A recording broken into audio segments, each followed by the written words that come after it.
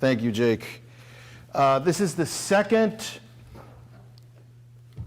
conference in recent memory where I have had the last slot of the day. And not only the last slot of the day, the last slot of multiple days. The previous one, I went right after a session about teacher burnout.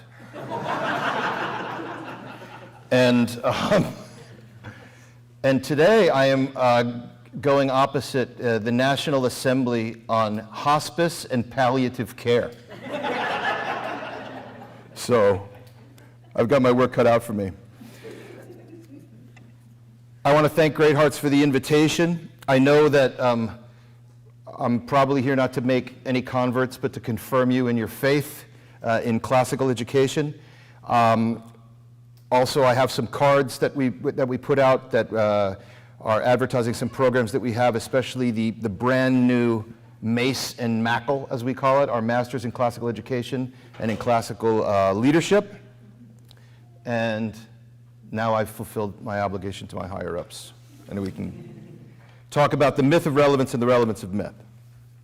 Now, in a famous scene from the 1993 film adaptation of Kazuo Ishiguro's Booker Prize-winning 1989 novel, The Remains of the Day, Miss Kenton, played by Emma Thompson, corners Mr. Stevens the butler, played by Anthony Hopkins, thinking he is reading a racy book, which turns out to be not scandalous at all.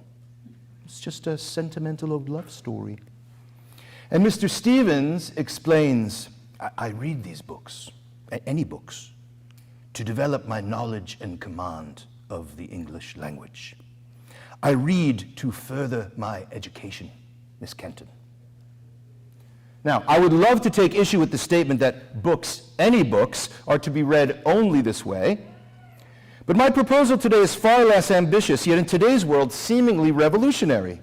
I want to argue for the simple proposition that books read in middle and high school English classes should have the primary purpose of developing a student's knowledge and command of the English language. They should in fact be chosen first and foremost on that basis.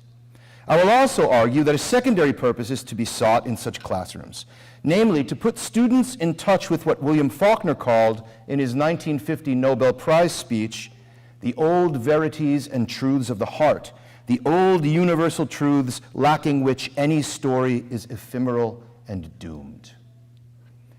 Now, it is a symptom of what Chesterton called topsy-turvydom that these ideas are revolutionary. Almost nobody would argue that any activity during soccer practice should have any other purpose than to improve the player's knowledge and command of the game of soccer, or more generally, their overall physical fitness.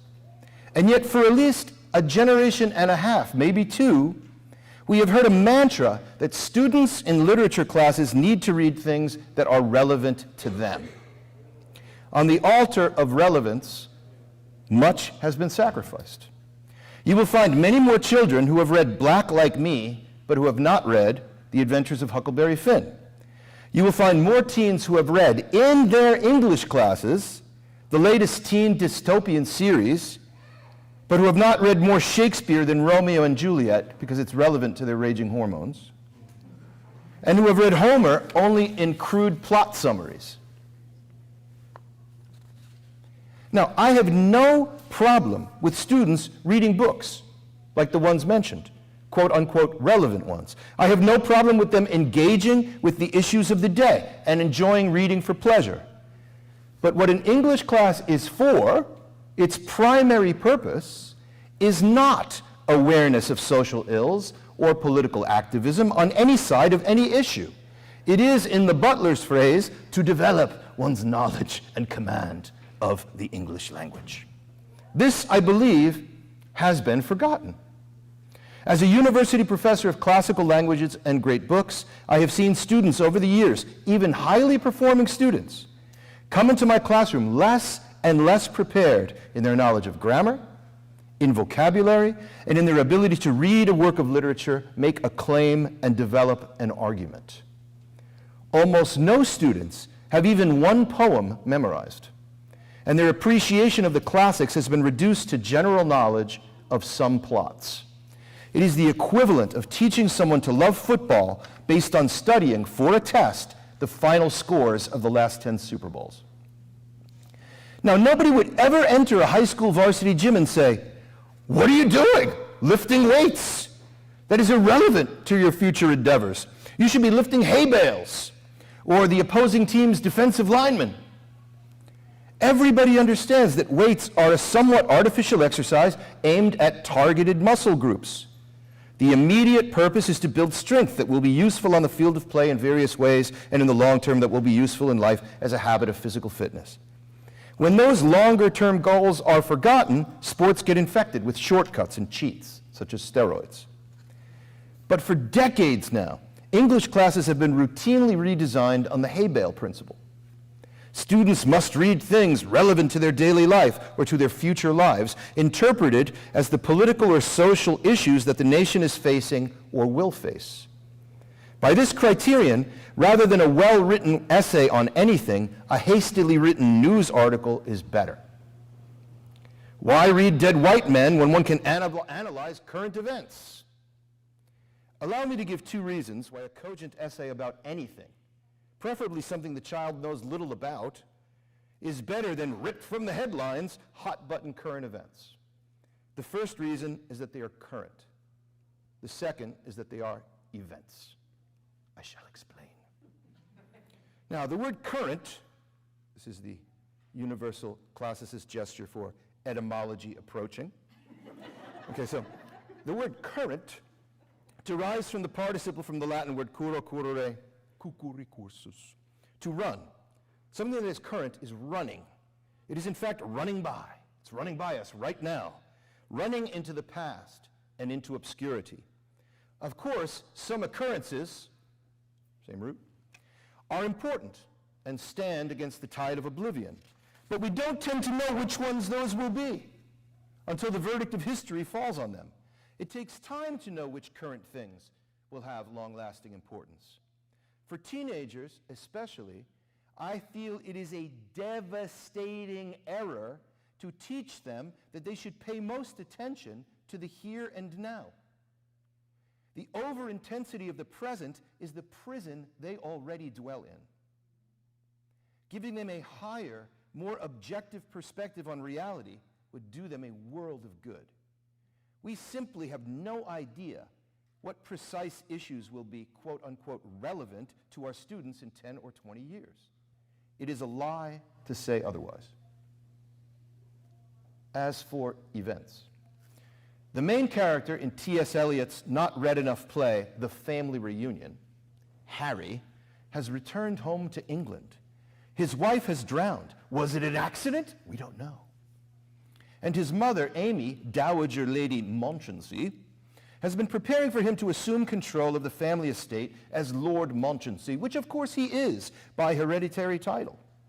But Harry doesn't want to. He wants something else for his life. Oh, that sounds dangerously current.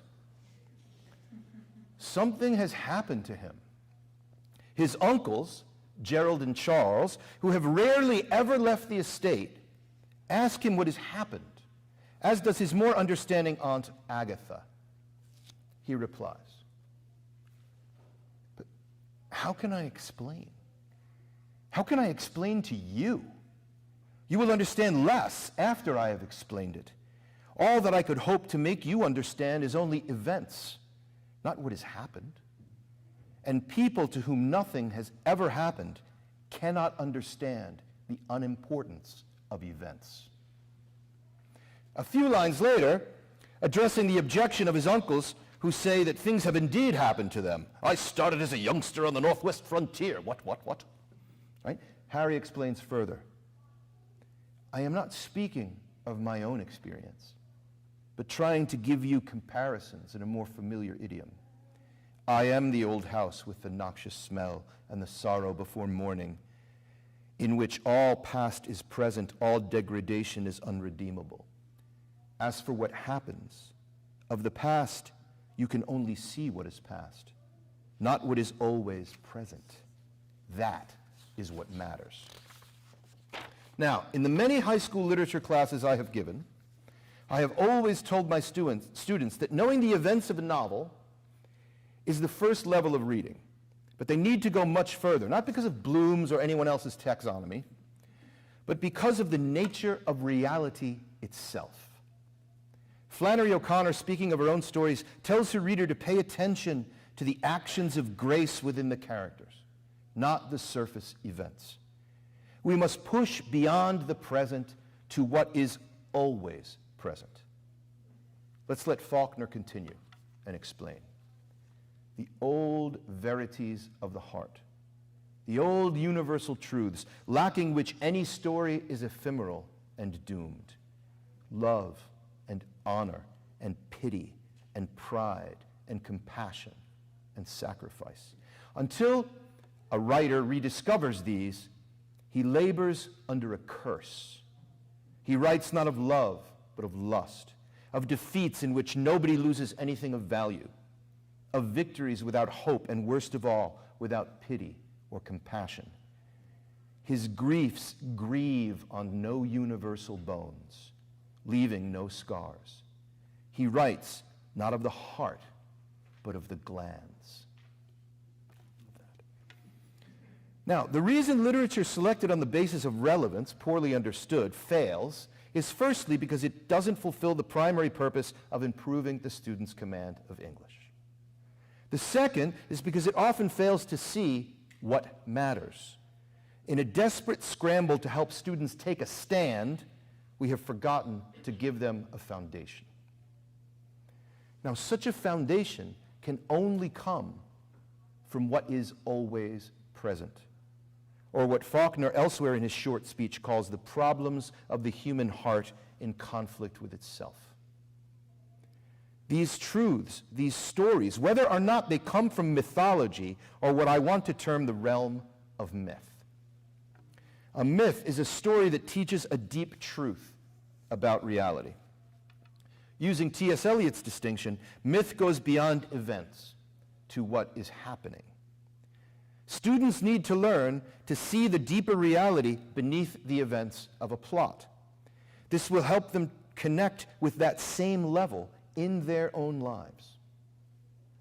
Flannery O'Connor says a great writer doesn't write about character, but with character. The Odyssey is not about Odysseus and Penelope. It's about you and me.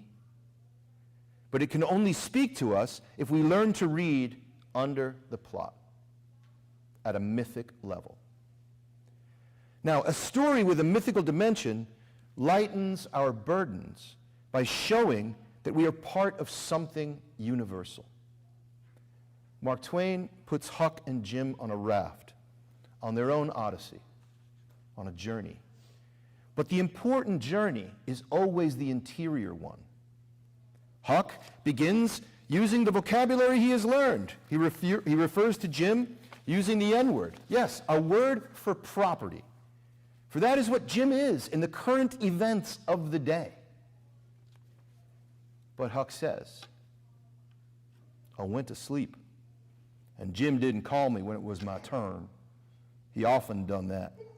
When I waked up just at daybreak, he was sitting there with his head down betwixt his knees, moaning and mourning to himself. I didn't take notice, nor let on. I knowed what it was about. He was thinking about his wife and his children away up yonder, and he was low and homesick because he hadn't ever been away from home before in his life. And I do believe he cared just as much for his people as white folks do for theirs. It don't seem natural, but I reckon it's so. We are accompanying Huck on an internal journey of discovery. What he has been taught, that black people aren't people but property, is wrong. He's been taught, even at church, that if he helps a runaway slave, he's going to hell. He is holding a letter that tells Miss Watson where Jim is to bring him back to slavery when he makes a decision of mythical proportions. It was a close place. I took it up and held it in my hand. I was a-trembling because I got to decide forever betwixt two things, and I knowed it. I studied a minute, sort of holding my breath, then says to myself, all right then, I'll go to hell. And I tore it up. It was awful thoughts and awful words, but they were said, and I let them stay said, and never thought no more about reforming. Now, the irony here is thick. When you decide to embrace the reality that you have witnessed, rather than the lie you've been brought up in, Huck calls that not reforming. But Twain is telling us that this young man has decided to give his life for another, whom he knows in his soul not to be property, but a man. It is arguably the central insight of American literature. Huck and Jim on the river are the mythic confirmation of the declarations, all men are created equal. A truth we all must strive to see and live up to every day. Now, students need to be lifted up and out of the present to the universal. They need the burden of the day-to-day lightened by the eternal. To lift up and to lighten are the meaning of the root of the word relevant. There is nothing more relevant than the eternal truths revealed by a story of mythic proportions. Our students in English classes deserve better than hack political activism, especially when this comes at the expense of their knowledge and command of English. Such relevance is a myth. They need the arts of language again, and a commitment to developing their memory and vocabulary and knowledge and use of complex grammatical structures. And when they are given things to read, they need to be chosen because they're exemplary English, firstly, and because they teach the old verities. They must help students read and view reality, that of the stories and that of their own lives, on a mythic level, deeper and higher than the events of day-to-day existence. Such stories are the myths that tell us deep and universal truths, which lighten our burden and raise us to see the world in reference to eternity. And there is nothing more relevant than that. Thank you. Okay.